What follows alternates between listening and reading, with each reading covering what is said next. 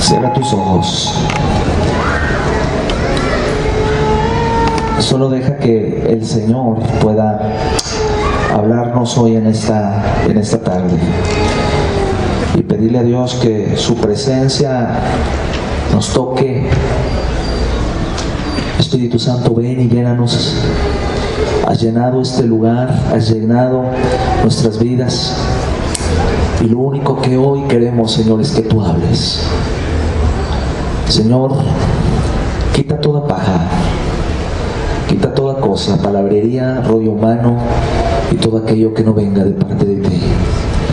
Señor, queremos conocerte aún más. En el nombre de Jesús. Amén. Cuando recibí la invitación para este congreso, una de las preguntaba más o menos qué es lo que Dios les estaba hablando para este tiempo, a esta generación de jóvenes. Sí, tengo pues más de 25 años trabajando con los jóvenes de este país, y he aprendido a través de este tiempo que han pasado diferentes etapas en la vida de los jóvenes y diferentes tipos de generaciones que han afectado a nuestra nación. Pero hoy quiero decirte con toda responsabilidad que como nunca antes en la historia de este país nos estamos enfrentando a una transición y a un cambio. Lo que está sucediendo en lo natural no es ninguna otra cosa sino el reflejo de lo que estamos viviendo en lo espiritual. Estamos inmersos en una sociedad de jóvenes como nunca antes yo había visto. 25 años tengo de trabajar con jóvenes. Nací en un grupo de jóvenes. Crecí en un grupo de jóvenes, sigo desarrollándome en un grupo de jóvenes, pero como nunca antes yo he visto a una generación de jóvenes como hoy, que piensa, que opina, que juzga, que evalúa, que se pregunta, que interrumpe, que proclama, que expresa y que está trayendo una serie de cosas a nuestra sociedad y a nuestro país. Y estoy hablando de una generación de jóvenes en general. Nos estamos enfrentando, sí, a una generación que está opinando demasiado, una generación que no se deja engañar tan fácilmente, una generación que tiene una lupa y que está observando todos y cada uno de los acontecimientos que suceden en nuestra nación, una generación que está opinando sobre muchos temas, sobre muchas situaciones, sobre muchas cosas en nuestra sociedad. Pero déjame decirte algo, también nos estamos presentando a la vez a una generación de jóvenes con todas estas características. Piensan, dicen, hablan, pero pocos hacemos algo. Más bien, algunos hablamos demasiado, sí, no hacemos nada. Nos enfrentamos a una generación de jóvenes que constantemente está diciendo lo que la iglesia necesita, ¿verdad?, hacer hoy en día, lo que debiera suceder en el grupo de jóvenes, lo que deberíamos de hacer en tal o cual lugar, lo que el gobierno debería interpretar, ¿sí?, lo que se debería de hacer, lo que el sistema educativo en nuestra sociedad, en nuestra nación debería de ser de esta manera, ¿verdad? Y empezamos a opinar y a establecer una serie de cosas y de opiniones y de... Es fácil, ¿verdad?, analizar, es fácil escudriñar y hablar acerca de los problemas que hoy estamos teniendo en nuestra sociedad, en nuestro país. Estamos inmersos en una sociedad hoy en día con más corrupción como nunca antes.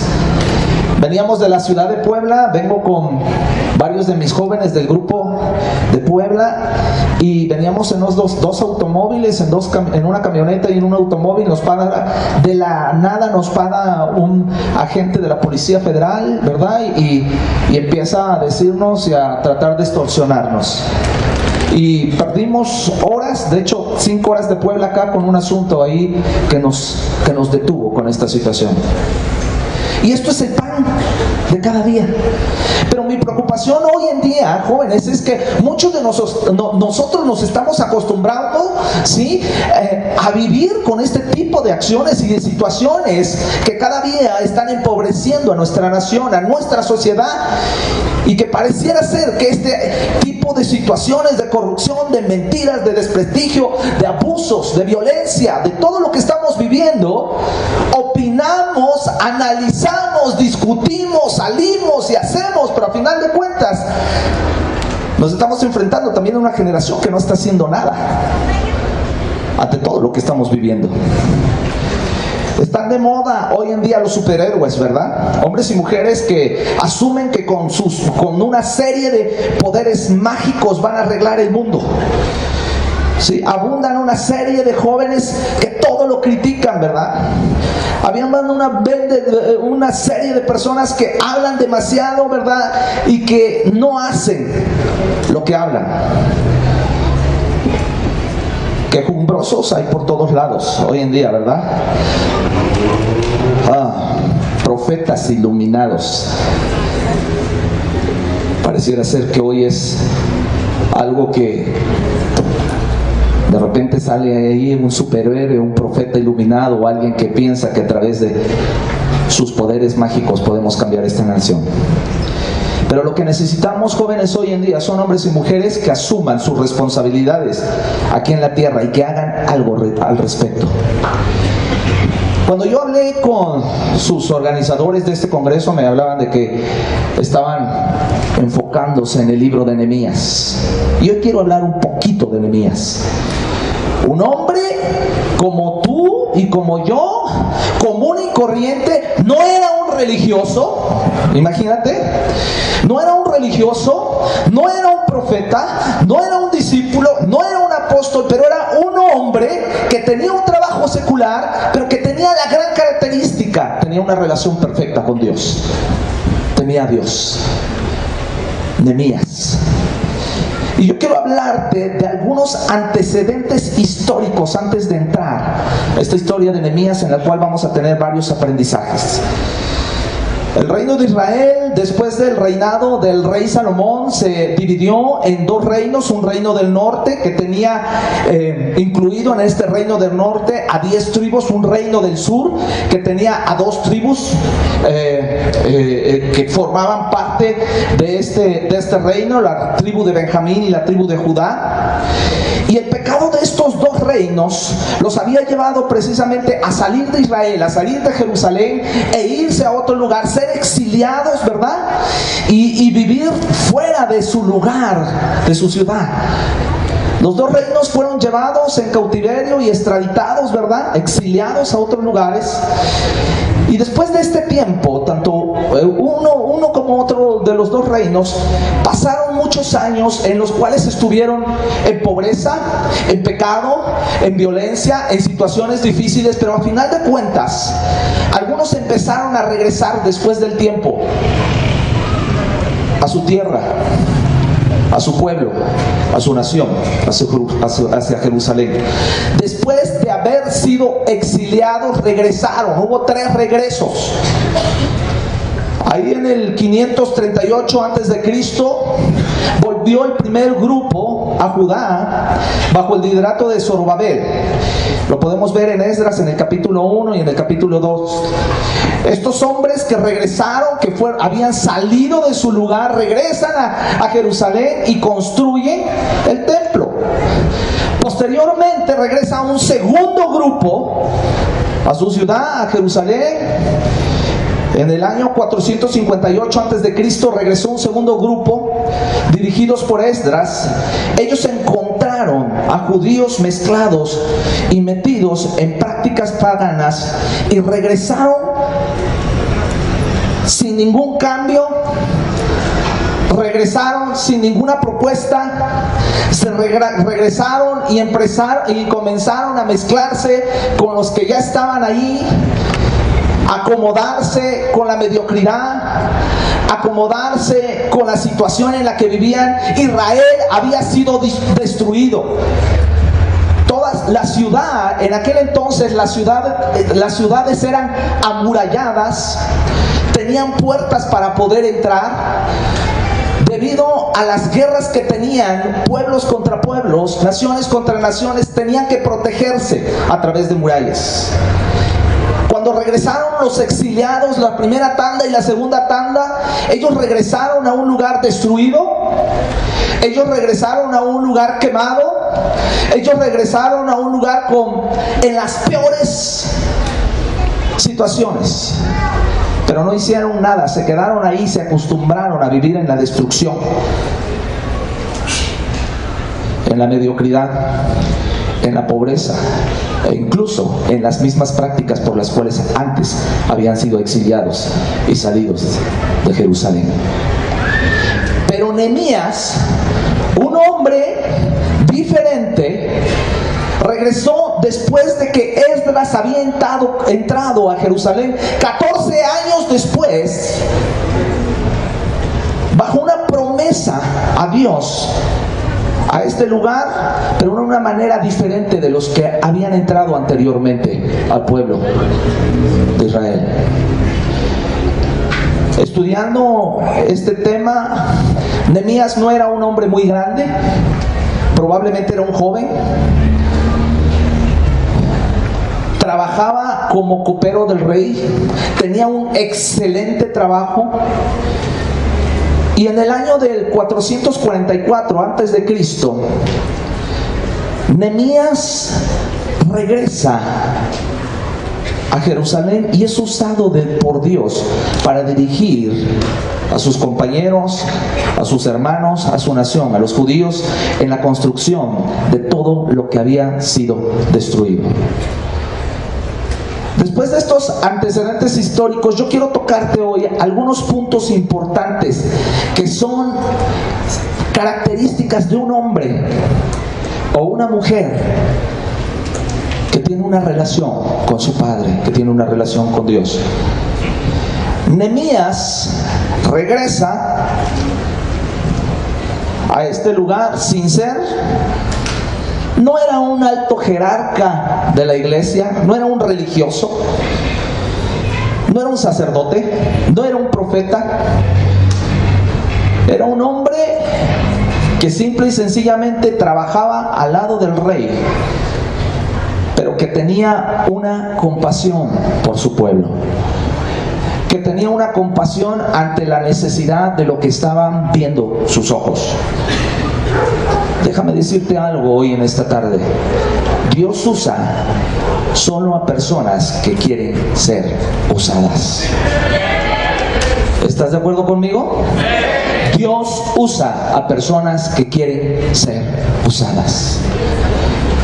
No esperes a recibir una gran revelación de un puesto. No esperes a recibir un título. No esperes a recibir un nombre. No esperes a recibir una oficina. No esperes a recibir un lugar. Espera a recibir un llamado de parte de Dios que te vaya a ver hacer su voluntad aquí en la tierra. Mira, muchos años he trabajado con jóvenes y me he encontrado a una serie de jóvenes hoy en día que están distorsionando el verdadero llamado de servirle a Dios. Algunos piensan que servirle a Dios es estar en una plataforma y hablar a una serie de jóvenes, cientos, miles o no sé qué. A veces yo hablo con jóvenes y me dicen, es que yo me veo predicando en estadios, ¿verdad? Y no quiere decir que esto sea malo. Simple y sencillamente que su actitud es verse ante muchos. ¿Estás de acuerdo conmigo? Nehemías, un hombre que no tenía títulos, un hombre que no tenía posiciones jerárquicas en el clero, en lo religioso, un hombre que estaba trabajando y haciendo su parte, pero que dijo, estoy dispuesto a ser usado por Dios. Dios va a usar a quien quiere ser usado, simple y sencillamente. Algunos están esperando que Dios los meta en el ministerio. Cuando el llamado a servirle al Señor llega desde el primer momento que tú reconoces que Jesús es el Señor de tu vida. Porque tenemos un llamado a ir y predicar el Evangelio. ¿A quién? A todas las naciones, a todas las criaturas, a todos los pueblos, a todos los esclavos, a todos los menesterosos, a todos los afligidos de corazón. No esperes a que otra persona te pueda otorgar un membrete o un nombre o algo para poder hacer lo que todos tenemos que hacer. Estamos viendo la necesidad como nunca antes en nuestro país y en nuestra nación de hombres y mujeres que verdaderamente puedan hacer algo y no nada más pensar, criticar, juzgar, analizar, expresar. Es bueno, muchachos, pero aún más que hacer eso, que pensar, hacer, criticar, juzgar, tenemos que hacer lo que pensamos. Nehemías mandó unos amigos a Jerusalén. Estos regresaron con él y le contaron y le dijeron a Nehemías: la ciudad está destruida, los muros están caídos, las puertas están quemadas, las casas están destruidas, la situación está pésima.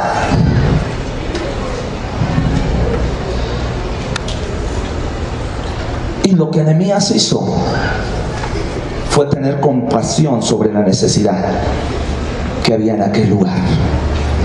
Amados jóvenes, muchos jóvenes hoy están teniendo una serie de ideales. Me encanta, los jóvenes son soñadores.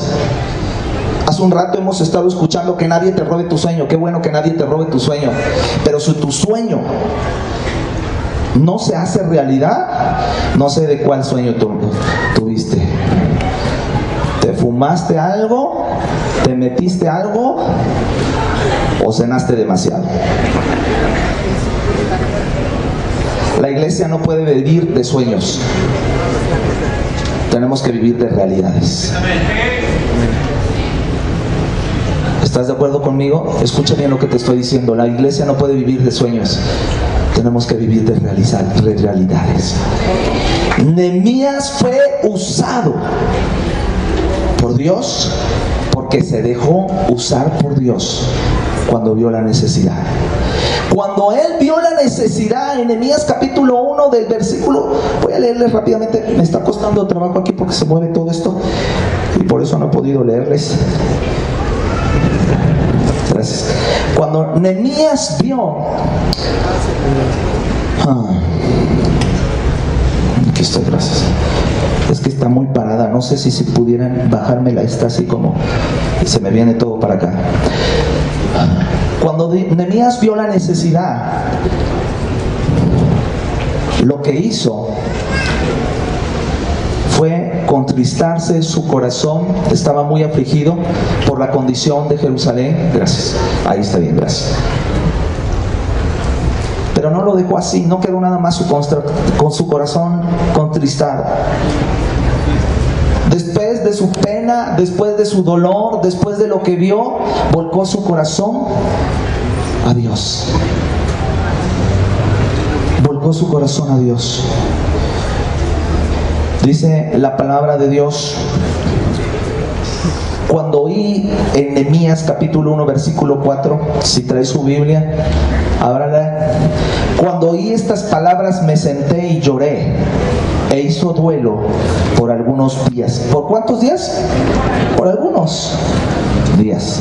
Pero fíjate lo que hizo: y ayuné y oré delante del Dios de los cielos. Estamos inmersos ante una sociedad a donde cada día estamos viendo violencia. Estamos en una sociedad a donde cada día estamos viendo corrupción. Estamos en una sociedad a donde cada día estamos viendo dolor. Estamos viendo cada día más maltrato, adicciones, enfermedades. Y mi pregunta a ustedes jóvenes hoy en esta tarde: ¿qué estamos haciendo?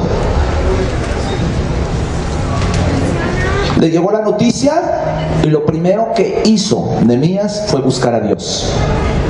Oró y ayunó. Busca a Dios antes que a nadie. ¿A quién buscas cuando ves una situación difícil? ¿A quién buscas cuando estás viendo una necesidad? ¿A quién buscas cuando estás viendo dolor? ¿A quién buscas cuando estás viendo violencia? Dice la palabra de Dios, y si tú te vas a la Biblia, vas a darte cuenta que en todo el capítulo 1, Nehemías buscó a Dios. Cuando te lleguen noticias trágicas, lo primero que tú tienes que hacer es orar a Dios. Busca a Dios. Cuando estés en aprietos, busca a Dios. Cuando estés en situaciones difíciles, busca a Dios. Cuando estés en adversidades, busca a Dios. Dice la Biblia, Nehemías ayunó y oró por varios días. Expresó su tristeza por el pecado de Israel y su deseo de poder ir a Jerusalén y poder hacer algo con su pueblo. Otra de las cosas que vemos cuando seguimos hablando de Nehemías es que vio la necesidad y tuvo la compasión. 2, buscó guianza de parte de Dios. 3, se sometió a sus autoridades para hacer algo. Escúchenme bien, yo les digo mucho a los jóvenes, yo trabajo, hoy estoy al frente de una iglesia, pues una iglesia llena de jóvenes, y una de las cosas que constantemente les estoy diciendo a los jóvenes, Dios no trabaja con hojas sueltas, aquí hay puros cuadernos. Nos encanta andar sueltos como chivos descarriados, como cabras locas o como perros sin cordón. Así es, se oye feo, ¿verdad? Nehemías honró a sus autoridades, tuvo compasión, oró a Dios, sabía que quería ir a hacer algo. Y fue ante su jefe, el rey. Vamos a Nehemías capítulo 2, versículo 1 al 6. Sucedió en el mes de Nisán, en el año 20 del rey Artajerjes, que estando ya el vino delante de él, tomé el vino y lo serví al rey, y como yo no había estado antes triste en su presencia, me dijo el rey, ¿por qué estás triste? ¿Tu rostro? Pues no estás enfermo. No es esto sino quebranto de corazón. Entonces temí en gran manera. Escribe en primera persona. El libro de Nehemías es escrito por el mismo Nehemías y está escribiendo el mismo. Y dije al rey, para siempre viva el rey, ¿cómo no estaré triste mi rostro cuando la ciudad, casa de los sepulcros de mis padres, está desierta y sus puertas consumidas por el fuego? Me dijo el rey, ¿qué cosa pides? Entonces oré a Dios de los cielos y dije al rey, si le place al rey, tu siervo, dice, ha hallado gracia delante de mí, envíame a Judá. Envíame a Judá. Cuando oró, cuando tú oras y sabes qué es lo que Dios tiene que hacer en tu vida, tienes autoridades que tienes que buscar, a las cuales te tienes que someterte, a las cuales tienes que pedirte apoyo, de las cuales tienen que obrar en tu vida para ser enviado. Nehemías era el copero del rey. Fue ante el rey, se presentó y le dijo el rey, ¿por qué estás tan triste? Y Nehemías le dijo, estoy triste porque la ciudad está destruida, pero si le place al rey, envíame para poder aportar algo sobre mi ciudad. Si le place al rey, apóyame. Si el rey está de acuerdo, por favor, mándame, pero yo quiero decirte, quiero ir a este lugar. Hoy en día nos estamos encontrando a muchas personas, ¿verdad? Que de repente Dios le habla. Yo no sé qué Dios es el que te está hablando, ¿verdad? Y Y algunos dicen, quiero ir para acá, quiero ir para allá, y nos estamos enfrentando a una serie, a una desbandada de personas que están haciendo una serie de tonterías por no buscar el consejo sabio de su autoridad. En Nehemías, en el capítulo 2, en el versículo 5, dije al rey, y si le place al rey, a tu siervo y tu siervo ha hallado gracia delante de ti, envíame a mí a Judá, a la ciudad de los sepulcros de mis padres, y la reedificaré. Romanos capítulo 13. Jóvenes, un cuate que era copero del rey era un cuate que tenía una posición chida. Padre, di conmigo, chida. Estaba en un buen nivel, en una buena situación. Nehemías era copero del rey, vivía en una posición social buena, tenía la confianza del la mera autoridad de aquel entonces. Tenía no nada más la confianza, la amistad de este hombre. Mas sin embargo, oró a Dios, sabía que era de Dios, que tenía que ir a Jerusalén, pero sometió su llamado a la autoridad que Dios había puesto delante de él, a decirle, ¿te place que yo vaya? Ahora, aquí es muy importante, tuvo algo que dejar. Cuando fue, estaba en una buena posición, tenía un buen trabajo, fue y habló y le dijo, hey, quiero ir. Y el rey le dijo, ve y hasta yo te voy a apoyar y te voy a dar cartas y te voy a dar una serie de cosas. Jóvenes, en primera de Pedro capítulo 5 versículo 5 dice, están sujetos.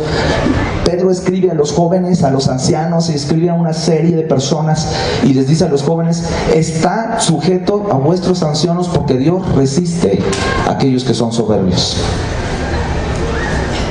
Sí, tenemos una generación muy padre hoy que se está levantando, soñadores,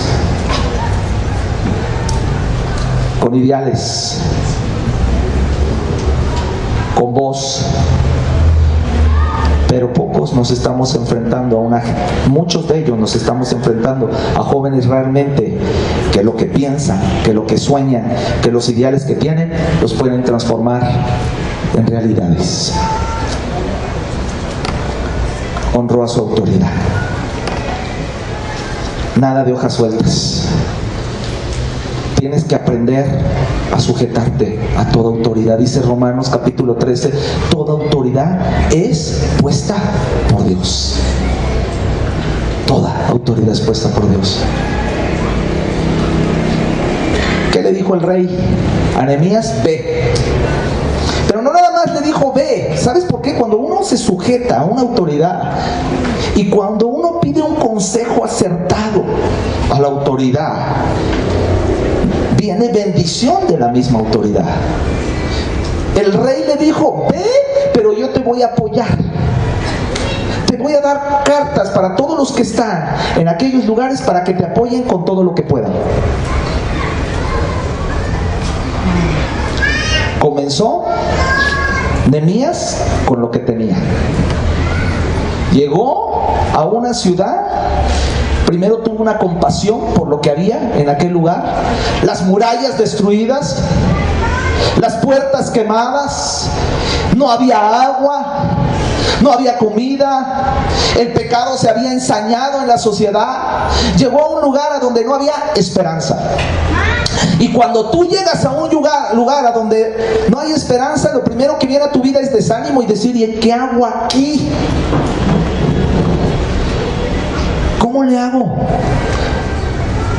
Híjole, yo pudiera hacer algo si tuviera presupuesto. Yo pudiera hacer algo algo si tuviera ciertos medios. Yo pudiera hacer algo si tuviera transporte.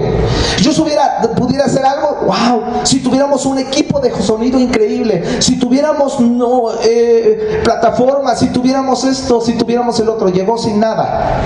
¿A qué lugar? Porque Dios usa lo que tienes. ¿Qué es lo que tienes y lo que Dios te ha dado? Dice la Biblia, porque Dios no nos ha dado un espíritu de cobardía, sino de ¿qué? Poder, de autoridad. El reino de los cielos es de los valientes, y solo los valientes lo arrebatan. Aquí no hay nenas. Dile al que está a tu lado: en el reino de Dios no hay nenas, hay valientes.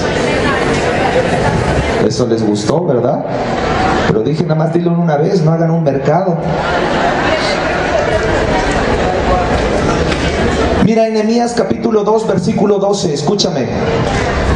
Dice Nehemías en primera persona: me levanté de noche yo y unos pocos varones conmigo, y no declaré a hombre alguno lo que Dios había puesto en mi corazón que hiciese en Jerusalén.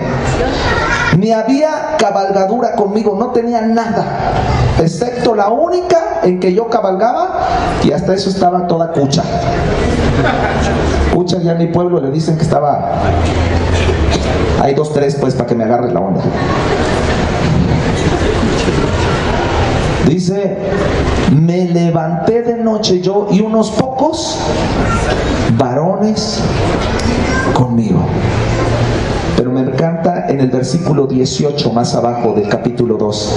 Entonces dice: les declaré cómo la mano de mi Dios había sido buena sobre mí, y asimismo las palabras que el rey me había dicho, y dijeron: levantémonos y edifiquemos.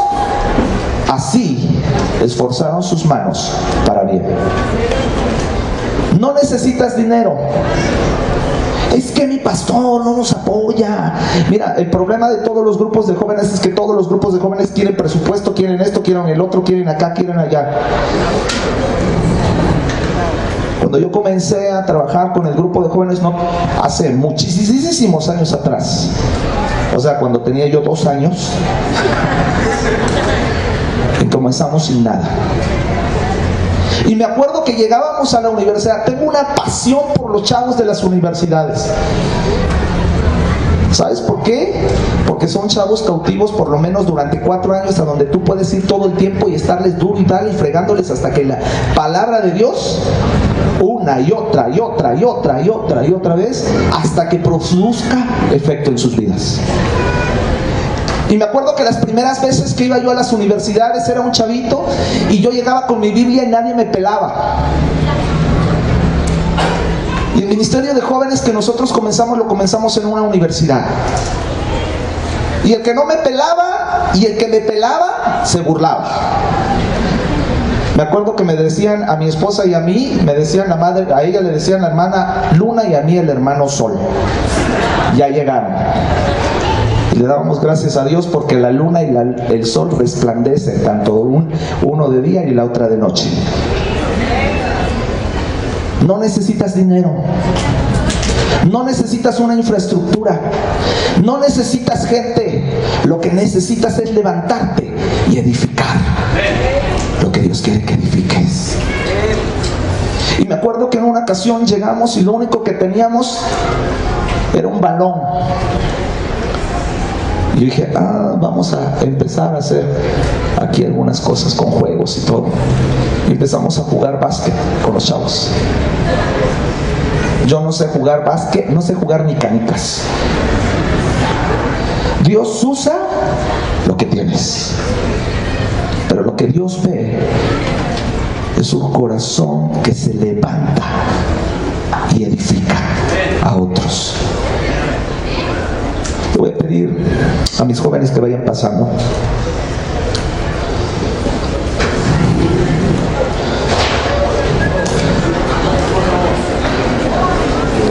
Muchos, vamos a guardar silencio, vamos a seguir con la enseñanza. Escúchame bien, Nehemías llegó, todo estaba destruido. Solo había unas cuantas personas en el pueblo. Nehemías comenzó, son profesionales, son del equipo de los Borregos del TEC de Monterrey. ¿Por qué no les dan un aplauso?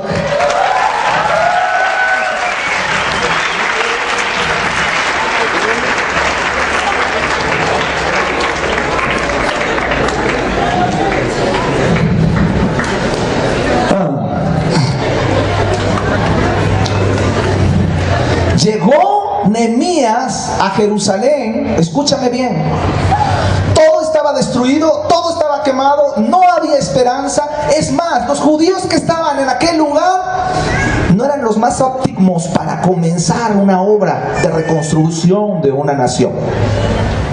Yo me acuerdo que cuando yo volteaba a mi derecha y a mi izquierda y veía a la gente que iba a trabajar con nosotros, yo decía, de todos estos no hago ni un cuarto.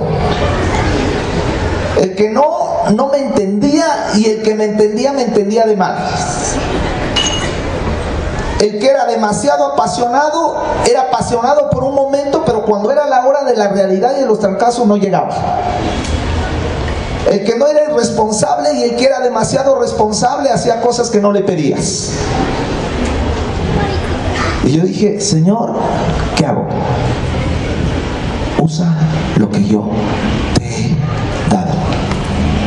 Nehemías llegó, la gente estaba desalentada, desanimada, decepcionada, sin esperanza, sin fe, sin una relación con Dios, cansados. ¿Cansados de qué? Pues de pecar. Esta nación y este mundo y esta generación está cansada del pecado. Y todos estamos volteando los ojos a un hombre, creyendo que es un Mesías que va a poder, o un hombre, una mujer que pueda cambiar esta sociedad o esta nación.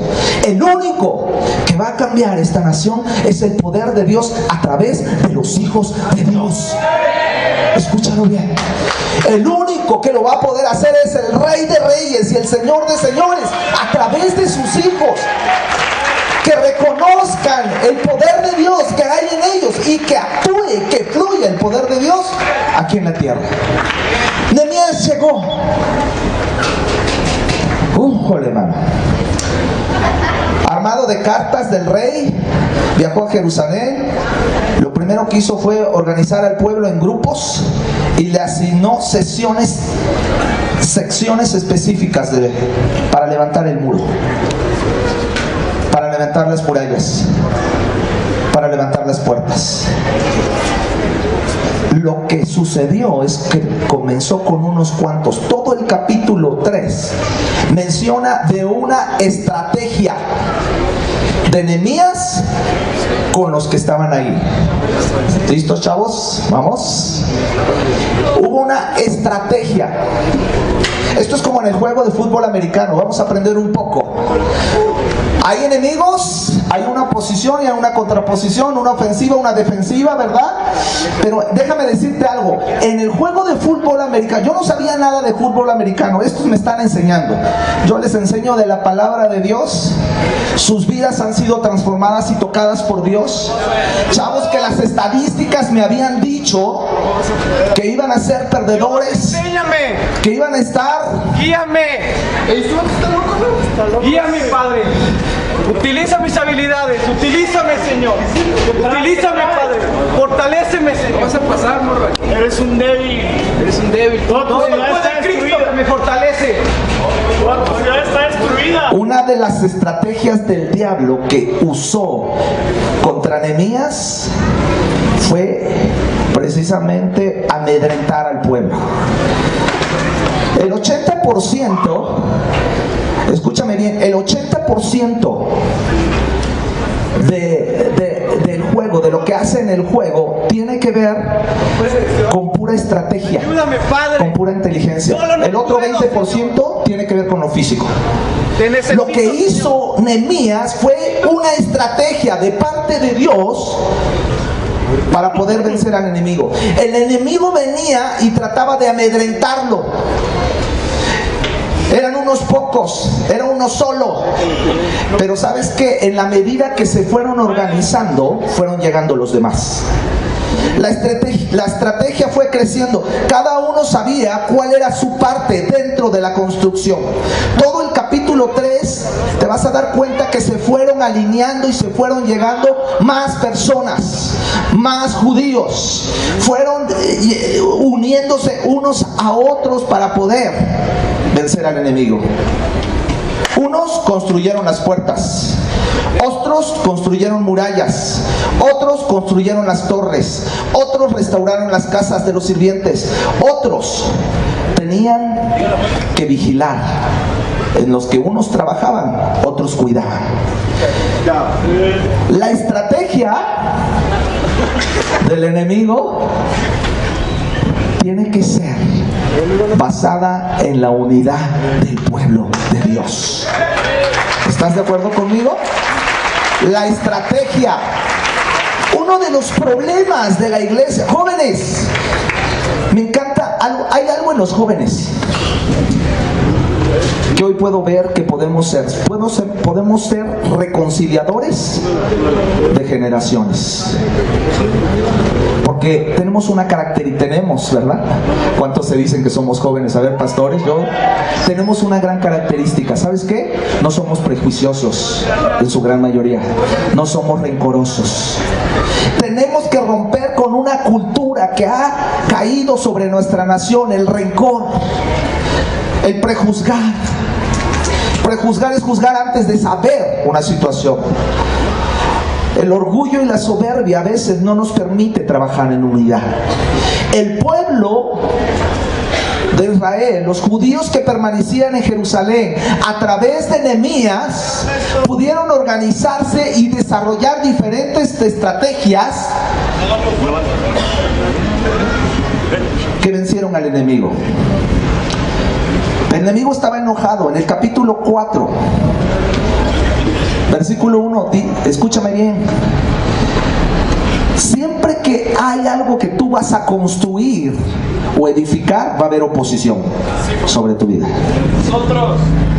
Cuando yo, Sanballat, que nosotros edificamos el muro, se enojó y se enfureció en gran manera e hizo escarnio de los judíos. ¿Sabes qué era el escarnio?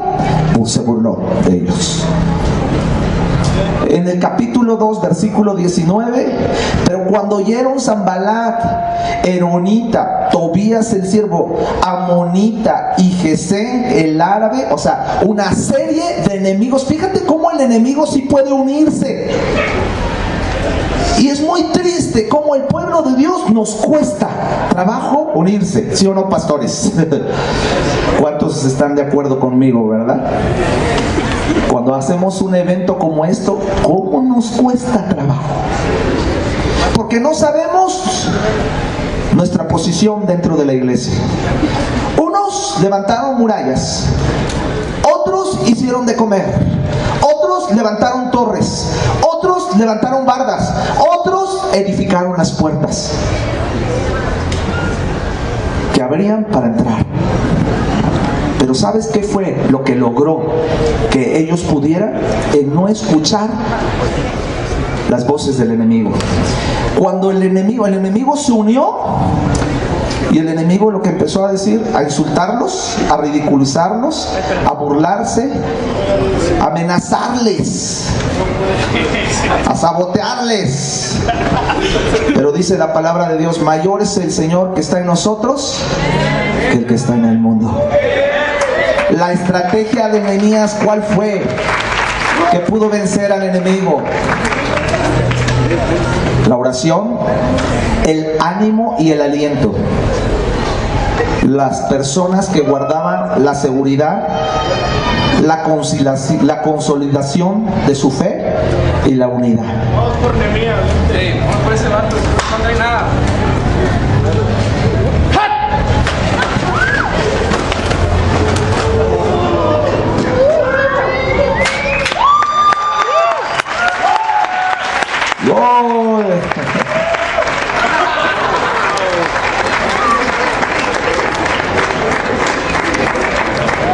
Consolidación y unidad. Oración. oración. Voy a pedir a la alabanza que si son tan amables de pasar. Escúchenme bien.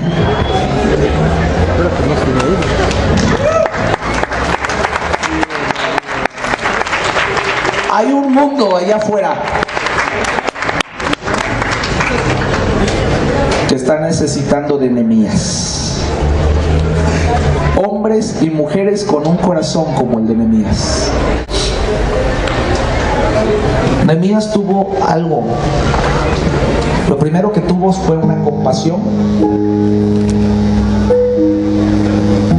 por lo que estaban viendo sus ojos. Una compasión y un amor por su nación.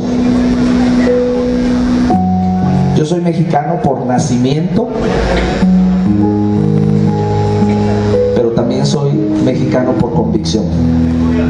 Y amo a mi nación, amo este país.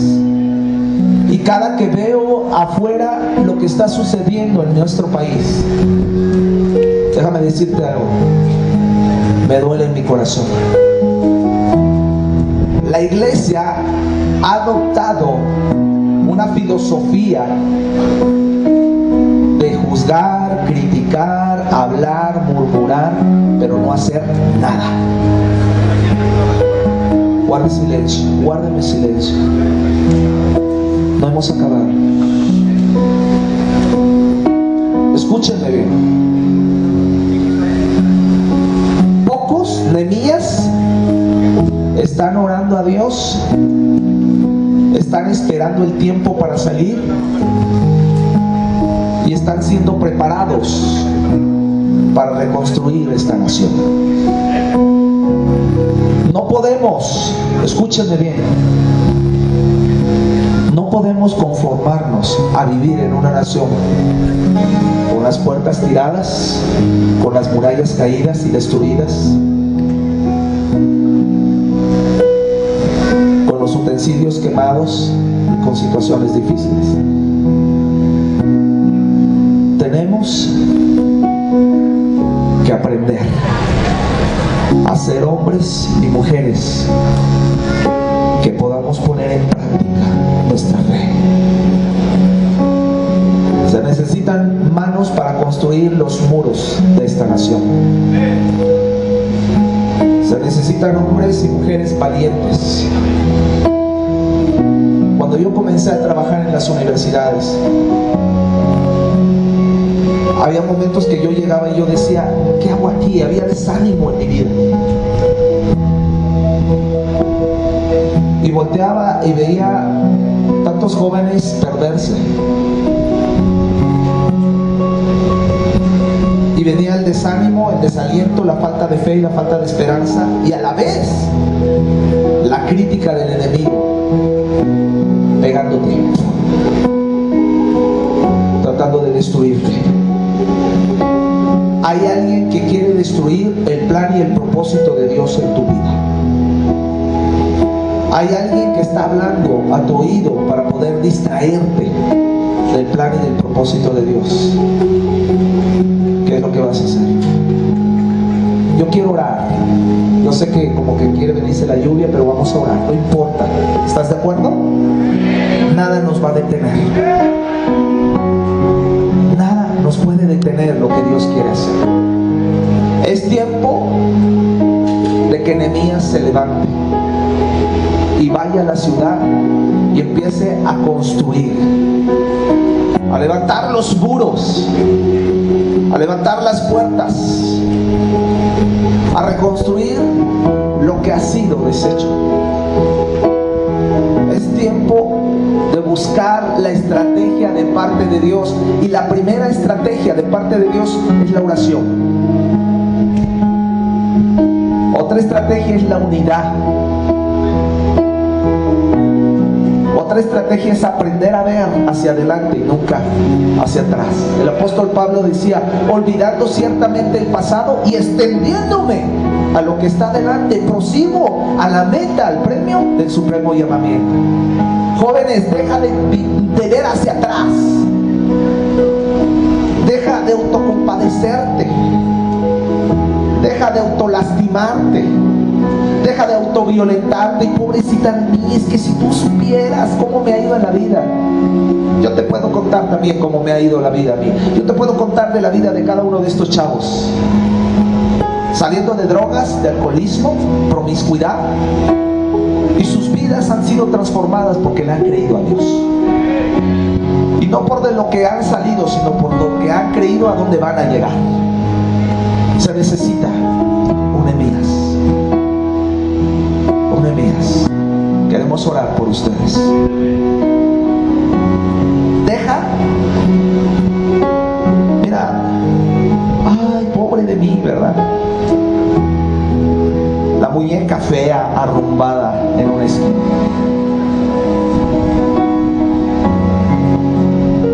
Al que cree todo le es posible. ¿Crees? Es posible. Yo lo creo. Yo quiero que te pongas de pie.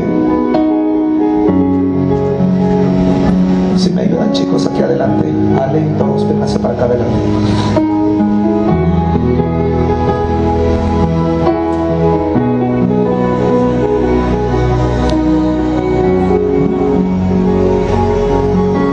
Rápidamente.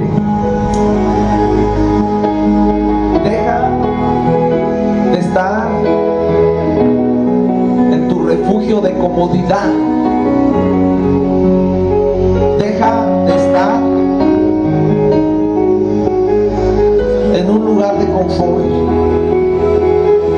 Deja de expresar nada más tus ideales sin hacer nada.